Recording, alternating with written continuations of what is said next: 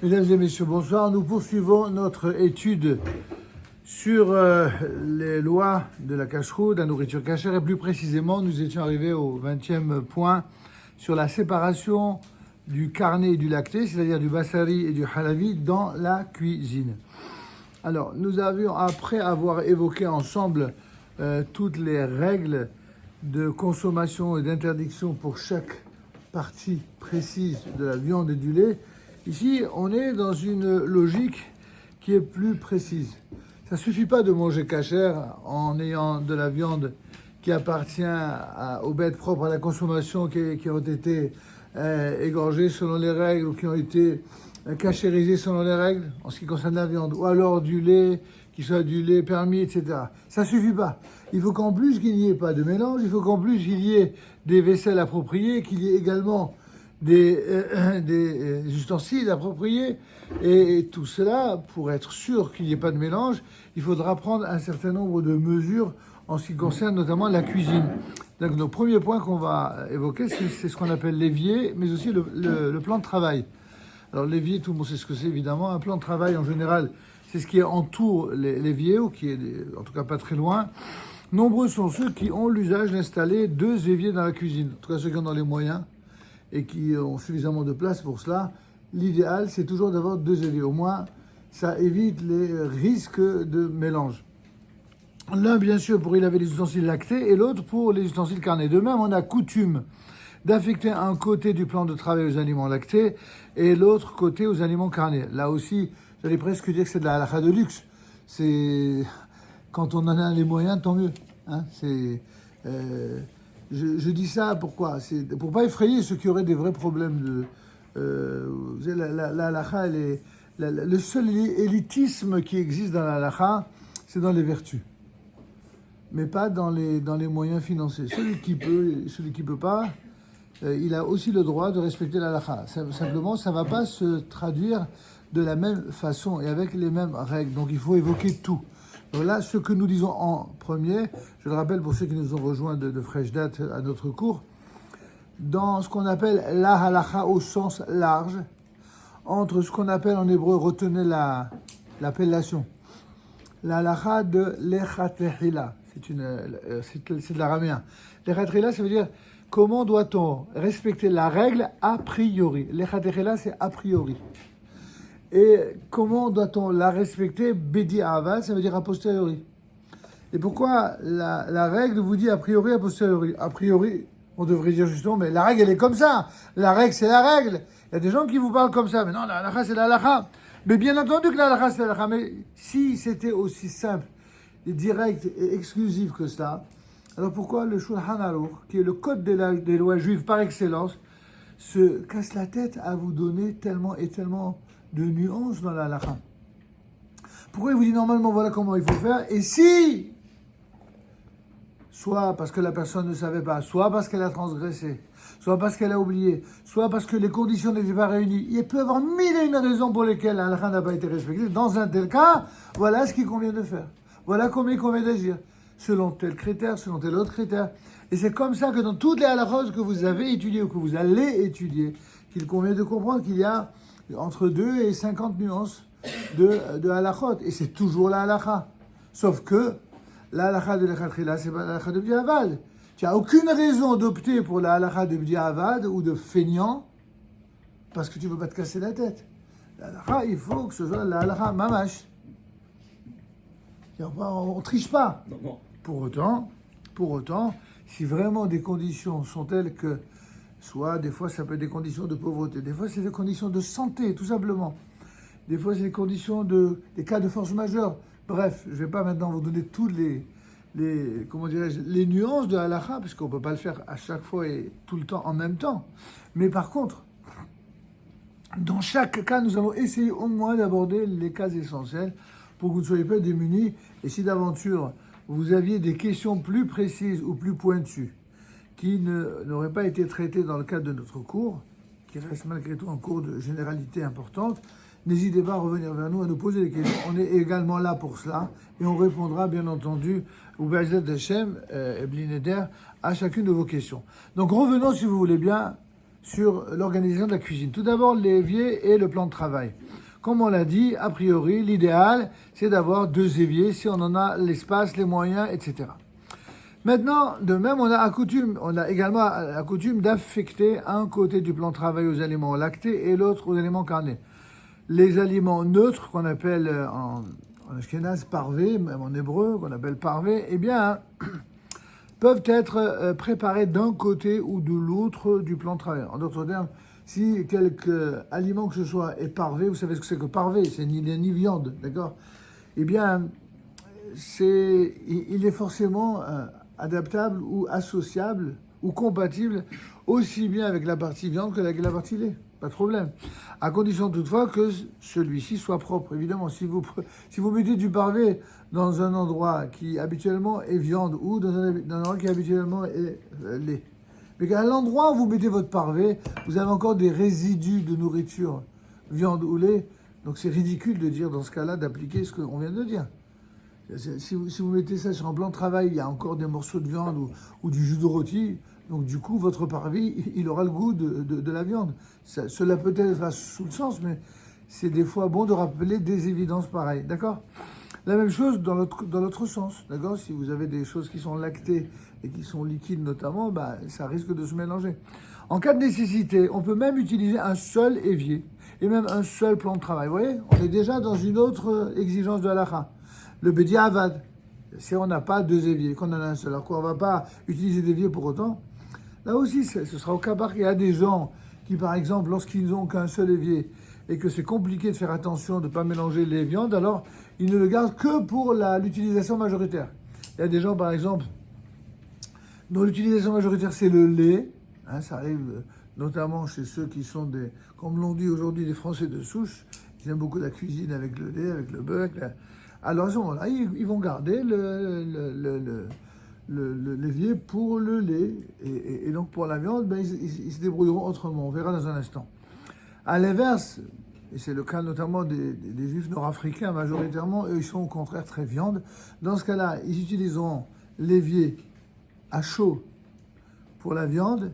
Et si ils ne peuvent pas faire autrement, alors ils pourront utiliser à froid, après avoir évidemment bien nettoyé à fond et au savon et à chaud l'évier.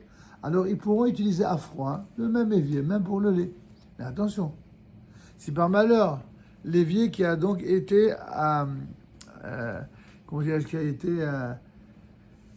destiné à la viande, si vous l'utilisez habituellement à chaud et que là vous allez mettre du lait à chaud, là vous rendez votre évier taref, c'est-à-dire un évier qui est mélange de lait et de viande, avec un goût d'interdit, puisqu'on a déjà vu précédemment qu'on n'a pas le droit de mélanger le lait et la viande. Mais du coup, tout ce qui va être nettoyé à chaud dans ce même évier va être frappé du même problème de tréfout. Enfin, il ne va pas être cachère. Donc vous voyez que c'est quand même dommage de rendre non cachère toute une batterie de cuisine simplement pour ne pas avoir observé les règles. Mais pour autant, ça a l'air compliqué. C'est pas si compliqué. Il faut juste bien connaître les règles. Une fois qu'on les connaît, le principe il est très simple. Tout ce qui est bouillant à chaud, d'accord, qui est susceptible de mélange, de goût, il faut absolument pas qu'il y ait ces mélanges. Donc c'est ou lait ou viande. Point final. Maintenant, si c'est à froid, vous pouvez indifféremment l'utiliser pour l'un ou l'autre. Mais en faisant très attention à chaque fois qu'entre les deux, ce soit bien nettoyé. Est-ce que c'est clair pour tout le monde?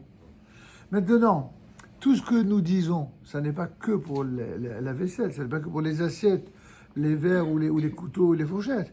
C'est pour la totalité des ustensiles. Alors, autre originalité. Mais vraiment, c'est une originalité pour vous apprendre à réfléchir très loin. C'est un exemple vraiment extrême. Imaginez que vous avez cachérisé de la viande, comme on l'a expliqué dans un de nos précédents cours. Et qu'en cachérisant la viande, eh bien, il y a du goût de sang interdit, le sang taref, ce sang qui est sorti d'un morceau de bête que vous avez cachérisé. Imaginez que le sang qui a coulé, c'est un sang taref qui a coulé dans un évier et au moment où il y avait de l'eau chaude. Ou encore pire, l'instrument qui a recueilli ce sang interdit, vous le lavez dans l'ustensile, dans l'évier, qui est un évier cachère, mais de viande. Et à chaud, vous avez lavé le réceptacle qui a servi à recueillir du sang taref. Vous avez fait cela, vous avez rendu tout l'évier complètement taref, carrément. C'est même pas un mélange de lait et de viande, c'est un mélange de viande cachère avec du sang qui est complètement taref. Donc tout est taref, ça veut dire qu'il faudra tout cachériser pour pouvoir utiliser. Donc vous voyez que j'essaie juste de vous faire comprendre qu'il y a des conséquences. Donc ce qu'il faut, c'est éviter le mélange. Vous voyez, il y en a qui ont l'obsession culturelle de mélanger tout. De mélanger les gens, de mélanger les genres, de mélanger les idées. Et nous, on a une autre obsession, une saine obsession de notre point de vue, qui consiste non pas à opposer les gens, les genres ou les ustensiles, pas les opposer, mais les distinguer. Pour nous, séparer ne signifie pas opposer. Et c'est valable aussi bien dans le domaine des idées ou des genres ou des gens que dans le domaine de la viande ou de la cuisine. Je sais que c'est une manière peut-être originale de présenter les choses à laquelle vous n'êtes pas forcément habitué, mais bon, j'aime présenter les choses ainsi parce que ça permet aussi de clarifier. Il y a quelqu'un qui a un truc ouvert là? À moins que ce soit. Ah d'accord. Donc c'est juste que je suis sûr qu'il n'y ait pas... D'accord. Ok. Bon, est-ce que c'est clair pour tout le monde, à peu près, ce que nous venons de dire? De toute façon, si vous avez des questions, n'hésitez pas à nous interroger. On va donc passer à la suite. Donc, je viens de le rappeler, en cas de nécessité, on peut utiliser un seul évier et un seul plan de travail pour les deux catégories d'aliments, à condition de veiller toutefois à bien nettoyer l'évier et le plan de travail de leurs résidus alimentaires antérieurs avant de passer à la catégorie opposée. C'est clair pour tout le monde? On peut passer à présent au lave-vaisselle. Le lave-vaisselle, pour ne rien vous cacher, alors il y a plusieurs avis vraiment opposés, donc je vais les citer tous les deux, je ne vais pas trancher ici. Il faudra que vous écoutiez l'avis de votre rave, d'accord? Je vous dirai éventuellement mon avis le moment venu, mais là comme ça c'est destiné à un vaste public, donc je donne pas toujours mon avis surtout lorsque dans certains points de la halakha, les avis sont très tranchés. Je m'explique. En ce qui concerne le lave-vaisselle, selon certains, le lave-vaisselle, c'est exactement comme pour les éviers ou l'utilisation de la vaisselle, à savoir que si vous avez un évier pour la viande, alors votre lave-vaisselle, il est pour la viande. C'est où? Ou alors, si c'est majoritairement pour le lait, ça pour le lait.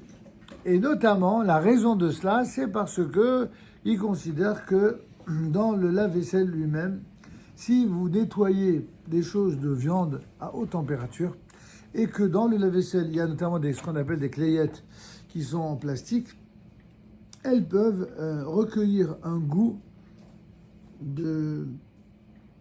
extérieur. Si par exemple, vous mettez de la vaisselle de viande et que après vous mettez de la vaisselle de lait, il va y avoir dans les clayettes un mélange de lait et de viande qui va rendre les choses interdites. Ça, c'est un avis, c'est celui qui est l'avis le plus rigoureux, qui considère qu'il ne faut absolument pas mélanger. Mais vous avez un autre avis qui n'est pas du tout majoritaire, mais qui n'est pas non plus isolé. Il y en a de plus en plus qui donnent cet avis-là et qui considèrent que pas du tout. C'est juste lait et viande ensemble dans la vaisselle qu'ils interdisent. Mais si, par exemple, vous nettoyez dans un lave-vaisselle à haute température de la vaisselle de viande, oui, et évidemment, dans ce lave-vaisselle, vous allez mettre un détergent, vous allez mettre un produit, vous savez, ces trucs en plastique avec des boules multicouleurs et pour nettoyer. Alors, ils considèrent que le goût du détergent va corrompre le goût de viande qui se trouve dans les ustensiles, vu que c'est un mélange à haute température avec ce détergent. Et qu'à cause de cela, dès le moment où vous avez fait cela, dès lors, il vous suffit d'attendre quelque temps, ça va de 1 heure pour certains à 24 heures pour d'autres, au maximum pour les plus rigoureux, vous pouvez utiliser pour la viande, pour le lait, enfin pour le goût contraire, et sans avoir besoin même de comment dirais-je, de cachériser, si vous voulez, tout simplement parce que le goût du détergent va à chaque fois corrompre le goût antérieur. Est-ce que vous comprenez? Et le raisonnement, il se tient.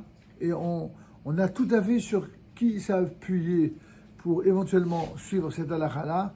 Je précise par souci d'honnêteté que tout le monde n'est pas d'accord avec cela. Et donc, vous ferez selon le Rav qui vous suit de manière de très près.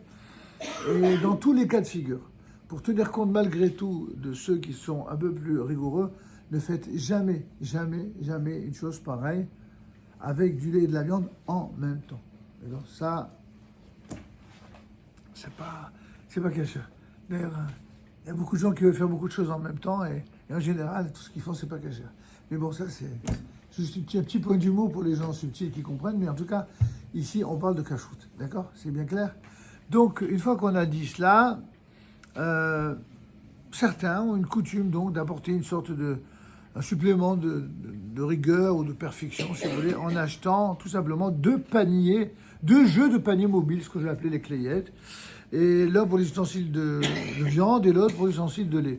Alors là, évidemment, c'est carrément, si vous êtes capable de faire ça, kol ha kavod, magnifique. Maintenant, on passe à la cuisinière. La cuisinière, il est permis d'utiliser la même grille, aussi bien pour le bassal que pour le lait. Comment que ça se fait que on parle, vous savez, de ces petites grilles qui... aujourd'hui, on est dans la nouvelle génération, on est beaucoup plus habitué aux plaques chauffantes, aux vitres céramiques, etc., aux trucs à induction, etc., mais je suis plus si jeune, donc dans ma génération, c'était beaucoup les gazinières. Ça existe encore, mais peut-être moins utilisé qu'autrefois. Alors les gazinières, comment se fait-il que pour une gazinière, on a toujours autorisé de mettre sur le même feu une marmite de viande, une marmite de lait? On n'a jamais vu qu'il fallait faire un changement ou une cachérisation. La raison, elle est très simple, c'est que même si un peu de sauce carnée ou lactée a débordé sur la grille, en fait le feu, ce même feu qui l'a fait déborder, il a forcément brûlé la partie qui déborde et on a totalement altéré le goût au point que du coup, elle perd son goût de lait ou de viande. Et c'est donc cela qui fait que les Rachamim sont plus tolérants. Et donc c'est intéressant de comprendre la manière dont ils réfléchissent pour comprendre, c'est pas genre, allez, bon, c'est bon, allez, on s'arrange. Non, on s'arrange pas du tout. Il y a une logique dans la halakha. C'est pas du caprice, ça respecte des règles. La règle est donc la même pour les cuisinières électriques ou vitrocéramiques. Alors, il va de soi quand même que pour les gens sérieux dans le domaine de la halakha, on essaye tout de même, quand on s'en rend compte, de nettoyer. Et à défaut que ce soit pour la halakha, ce qui nous intéresse ici, quand on n'est pas crade, c'est ce qu'on fait. On nettoie. On ne va pas laisser un truc dégoûtant avec je ne sais quoi. Les gens normaux qui sont... Mais bon, non, la norme, paraît-il, d'une génération à l'autre, elle n'est pas forcément la même, de même niveau. Comme dans la halakha, tout le monde n'est pas du même niveau. Dans le domaine de la propreté et des crades, là aussi, j'ai appris beaucoup de choses originales. Donc, je ne ferai pas de commentaires. J'en fais beaucoup déjà, mais vous comprenez ce que je veux dire. Donc, a priori, l'idéal, c'est bien entendu de nettoyer tout de même avant, entre chaque utilisation, afin que la question ne se pose même pas. Mais si l'aventure, elle se pose ou qu'elle se pose a posteriori, on vient de dire qu'il n'y a aucun problème. Il est donc permis de placer sur la même surface une marmite de viande, puis une marmite de plat lacté, puisque la chaleur des plaques va brûler, ce qui parfois en déborde. Lorsque sur la même cuisinière, on met au feu une marmite carnée et une marmite lactée en même temps, alors là par contre il faudra faire attention, toujours le problème du en même temps, il faut veiller à ce qu'un espace subsiste entre elles, en tout cas suffisamment manifeste, afin que l'une ne déborde pas sur les parois de l'autre. Tout ceci va sous le sens. On passe à autre chose, le four à pain et à pâtisserie. Nombreux sont ceux qui ont coutume d'acquérir un four à 2 compartiments. Nombreux en tout cas parmi ceux qui vont chercher la sophistication, n'est-ce pas, de l'électroménager moderne, et donc d'affecter l'un au carnet, l'autre au lacté. Là, quand on a un de chaque, il n'y a pas de souci, tout va bien.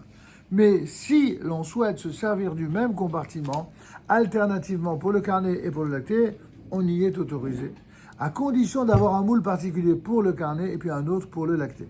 De même, on devra cachériser le four avant de passer à la catégorie opposée. On est bien d'accord. en le faisant chauffer une demi-heure à la plus haute température. Nombreux sont ceux qui ont également coutume de nettoyer quelque peu le four avant cela. C'est un niveau d'exigence de Khumra pour être sûr de faire les choses de la meilleure façon sur le plan de la halakha.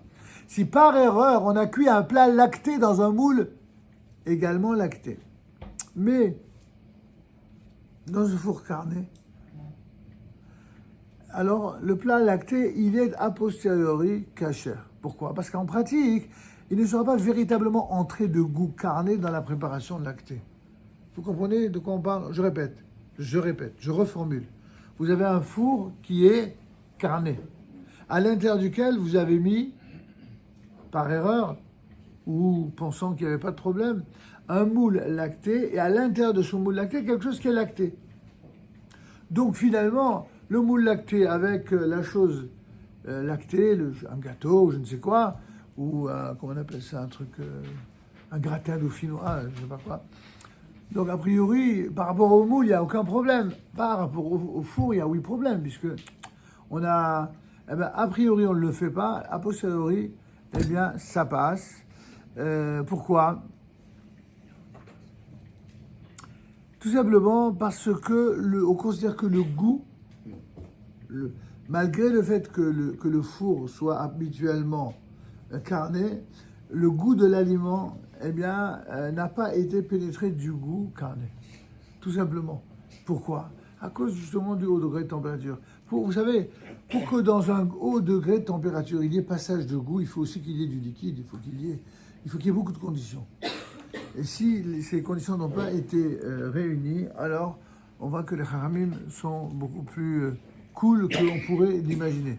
Donc toujours le même principe. A priori, on fait très attention, on évite tout contact, tout mélange. A posteriori, on ne va pas tout foutre en l'air à cause de cela dès le moment où on voit que finalement il n'y a pas eu de mélange. C'est clair?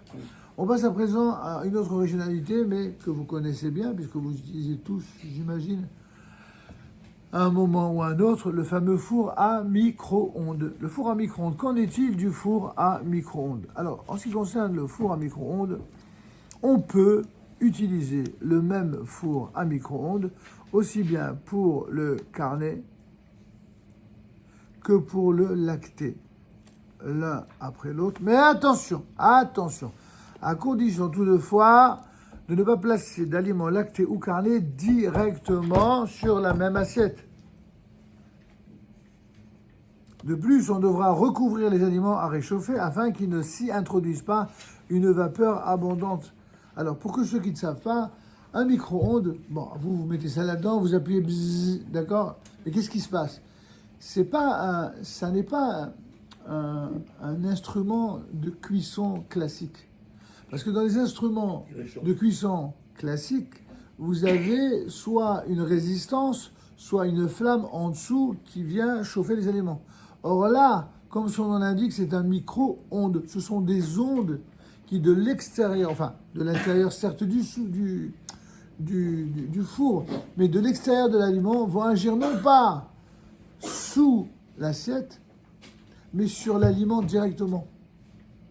Là, c'est assez extraordinaire, mais je ne sais pas si vous avez remarqué qu'il arrive parfois que vous voyez que ça chauffe, que l'aliment il est effectivement brûlant, mais l'assiette, elle est même pas froide, elle est même pas chaude. Pourquoi? Parce que, pas toujours, mais parce que en fait, c'est l'aliment qui est chauffé directement et pas l'ustensile. Alors, la conséquence pratique de cela, c'est que la seule chose qui pourrait être problématique, c'est la vapeur, parce que la vapeur, par contre, il y en a. Donc, si vous mettez dans le même four à micro-ondes quelque chose de lait et quelque chose de viande, c'est sûr que c'est interdit à cause de la vapeur. Maintenant, si vous mettez d'abord du lait et ensuite de la viande ou vice-versa, et qu'entre les deux, vous avez mis, par exemple, cette fameuse cloche qui existe dans certains micro-ondes, ou alors tout simplement du film alimentaire, c'est permis. Il n'y a aucun problème, même si c'est haute température. C'est clair pour tout le monde? Donc, et ceci donc afin que ne s'introduise pas une vapeur abondante provenant de l'intérieur du four. Le couvercle pourra éventuellement être percé de mini-trous. En cas de nécessité pressante, on pourra réchauffer de la nourriture dans un four à micro-ondes dans lequel ont été réchauffés des plats, même non cachés. On fait référence, vous savez, notamment aux micro-ondes d'hôpitaux ou de compagnies d'aviation. Ils voulaient mettre là-dedans, on ne sait pas qu'est-ce qu'ils ont mis. Il n'y a pas toujours que des repas cachers. Hein. Alors, bon, quand c'est halal, plus ou moins, on sait qu'ils sont tous cachers, même si c'est différentes cacherouillottes, mais c'est cacher. Mais quand c'est, je sais pas, Air France ou alors Turkish Airways ou Chabab Airways, bon, c'est clair que là, les mélanges, ils peuvent être nombreux. Donc, dans ce cas-là, est-ce qu'on a le droit, on n'a pas le droit? Bon, je ne peux pas vous donner une règle générale dans tous les cas de figure, mais a priori, Bedi Avad, si on n'a pas d'autre choix, notamment pour quelqu'un qui est à l'hôpital ou une femme qui vient d'accoucher, etc., on peut être méquel, on peut être cool. En tout cas, cela, bien sûr, à condition que l'on place la nourriture cachère sur une assiette qui est une assiette à vous supplémentaire et qui n'est pas l'assiette dans laquelle il y a les choses interdites. Et qu'à nouveau, ce soit recouvert. Donc si on l'a déjà dit pour quelque chose de cachère, a fortiori pour un four dans lequel il pourrait y avoir du non cachère. Est-ce que c'est bien clair? Donc si ça vous arrivait d'être à l'hosto, je ne vous le souhaite pas évidemment, sauf pour mesdames, pour des bonnes nouvelles, pour accoucher évidemment. Alors dans ce cas-là, il faudra, si vous utilisez le micro-ondes, veiller à ce que ce soit dans une assiette à vous, ou alors en verre, et que ce soit surtout recouvert d'une cloche et du film alimentaire, c'est ce qu'il y a de mieux.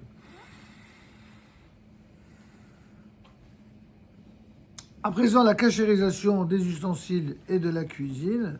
Les règles de la cachérisation d'ustensiles, lorsque ce sont des ustensiles taref, c'est-à-dire non cachères, ou alors d'une cuisine qui est taref, eh bien en vérité sont semblables à celles qui gouvernent la cachérisation préalable à la fête de Pessah. Alors pour ceux qui étaient là au cours précédent, il y a quelques mois, on l'a déjà fait. Et pour ceux qui viennent d'arriver, bon, on le fera plus tard. Hein. Voilà, je vous laisse un peu en haleine. Mais ce sont exactement les règles. Pour passer du cachère, du non cachère au cachère, c'est la même chose que pour passer du cachère les hametz au cachère les pesach. Il y a des règles de cachérisation, il y a des procédés de cachérisation et on les étudiera en son temps. Ça marche? Y a-t-il des questions avant de passer au chapitre suivant? C'est bon? Donc on va passer aux aliments qui seront dangereux et les mises en garde qui sont diététiques. Ça, on va en parler dans un instant. C'est intéressant.